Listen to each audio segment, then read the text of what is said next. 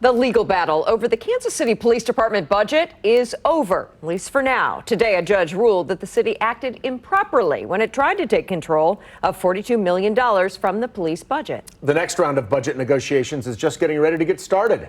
KCTV5's Nathan Vickers joins us live with a closer look at what today's ruling means going forward. Nathan?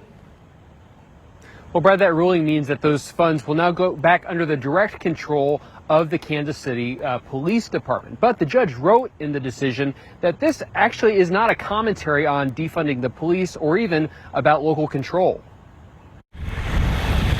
In many ways, it's a narrow ruling, less about the money and more about when the city tried to reallocate police funds. It did so in May, after the police budget had already been set. If we want to have this conversation about how much the department should be funded or not funded, there's a time and a place to have that conversation. That was Pat McInerney's argument. He's the attorney for the Board of Police Commissioners and a former member. In the end, the judge agreed that the city should not have adjusted the department's budget after it had been approved. It's not a comment on how much the department should be funded.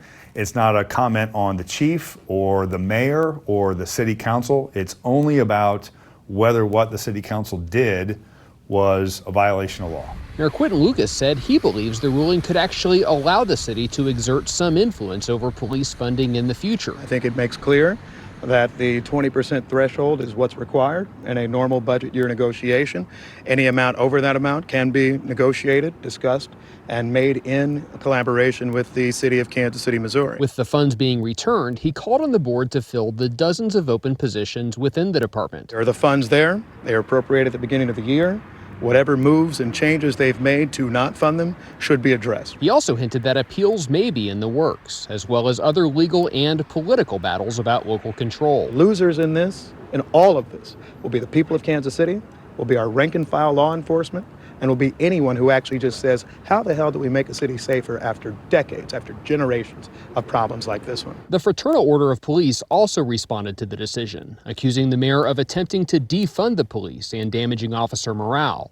Local FOP President Brad Lemon wrote, "It is the FOP's sincere hope the city and the Board of Police Commissioners can put this unfortunate situation behind them and focus their efforts instead on finding ways to recruit and retain officers." I think everybody now expects the city and the department to work together and figure out what the best and most appropriate funding priorities are and to move ahead. Discussions about next year's budget are already getting started. That budget should be set sometime in March of 2022. Reporting live, Nathan Vickers, KCTV 5 News.